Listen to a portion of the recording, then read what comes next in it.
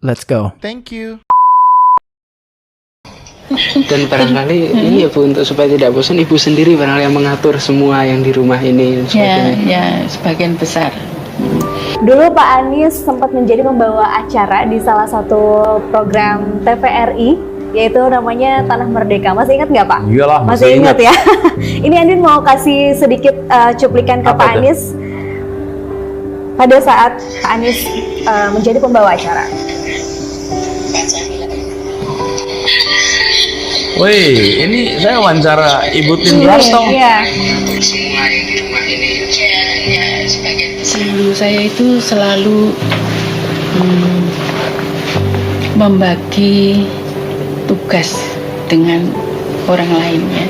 Jadi ya memang itu tugas saya semuanya itu. Tetapi kalau sudah ditentukan suatu kebijaksanaannya, itu tidak harus dilakukan sendiri.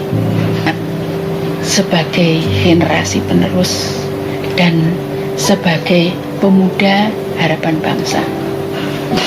Sebagai pemuda harapan bangsa, jangan menyia-nyiakan dan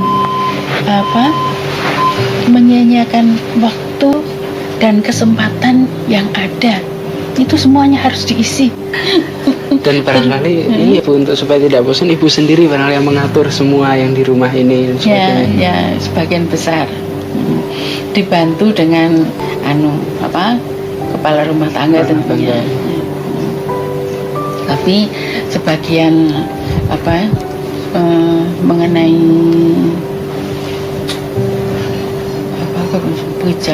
suatu kebijaksanaan itu semuanya saya yang menentukan. Jadi tetap ibu dan ibu di rumah gitu ya Bu. Ibu rumah tangga. Ya. Sudah barangkali begitu Bu. Terima kasih banyak, ini kita diberi kesempatan. Saya juga mengucapkan terima kasih kepada anak-anak sekalian yang telah Itu dia. Gimana nih Pak? Masih ingat? Ingat lah. Masih ingat ya? Ingat sekali. Ini gimana nih Pak ceritanya? Dan pada saat itu tuh Bapak masih duduk di bangku SMA ya? Ya, saya SMA kelas 3. Oke, gimana Pak ceritanya kok bisa akhirnya Bapak membawa acara? Ini unik Iya. banget, menarik Pak. Iya. Jadi waktu itu saya pemret SMA kelas 3, Oke. nama program Tanah Merdeka. Tanah Merdeka itu adalah anak-anak SMA yang diseleksi. Ada juga mahasiswa tahun pertama, tahun kedua. Setelah mereka diseleksi, dipilih untuk menjadi, waktu itu namanya Tanah Merdeka, reporter Tanah Merdeka. Nah, kita itu menjadi interviewer, mewawancara tokoh-tokoh. Ya. Kenapa? Karena TVRI waktu itu dipimpin oleh Pak Ishadi. Pak Ishadi ingin anak-anak muda melihat role model sebagai opsi buat mereka. Tokoh-tokoh sebagai role model. Nah, tapi yang wawancara anak muda sendiri, bukan orang TVRI.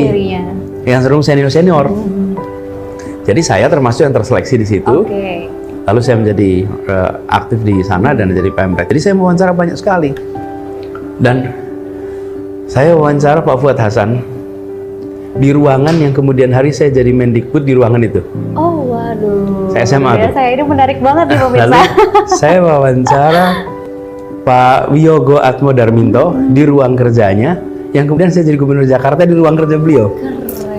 Karena tanpa kita pernah tahu. Iya betul. Tapi saya wawancara juga dengan Krisye, dengan Taufik Ismail, dengan MH, Eros Jarot, banyak Semuanya sekali. ya, tokoh-tokoh. Ya seniman, ya budayawan, ya tokoh politik, ya macam-macam. Nah, kemudian cara kami kerja itu berangkat dari Jogja ke Jakarta, pas saat liburan, itu wawancara sebanyak-banyaknya. Terus nanti pakai buat stok.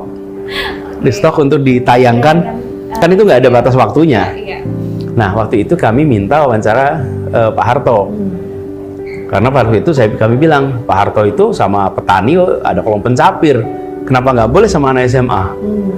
Nah, tapi kelihatannya waktu itu mereka itu begini, sebelum dikasih Pak Harto, coba Butin dulu. Oke. Nih, wawancara Butin gimana nih? Iya. Kalau Butin oke, nanti baru Pak Harto. Hartonya. Kira-kira gitu loh, Oke. bayangan saya.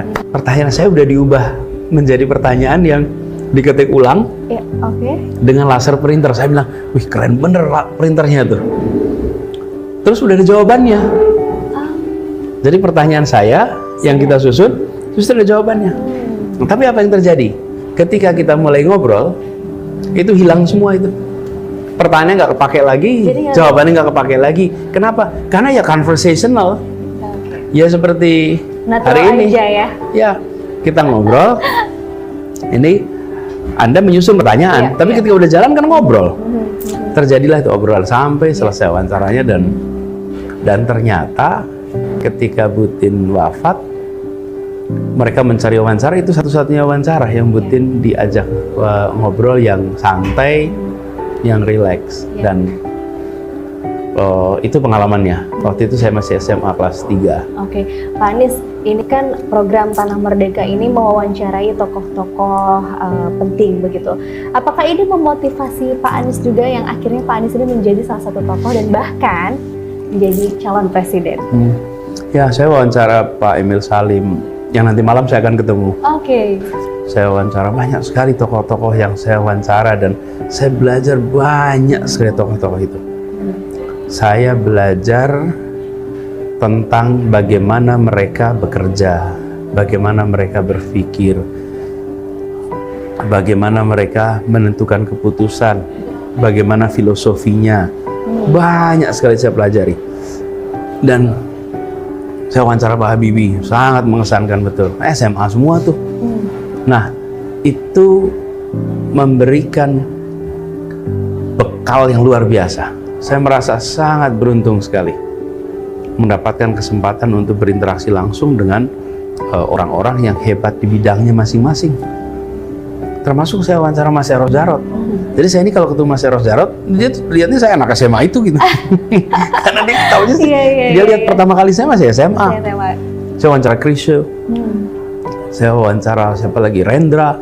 Jadi, nah itu membekali dan membuat ada kekayaan perspektif gitu. Ada yang seniman, ada yang sastrawan, ada yang sutradara, ada yang musisi, ada yang politisi, ada yang saintis, macam-macam itu semua. Nah, itu memperluas wawasan yang luar biasa.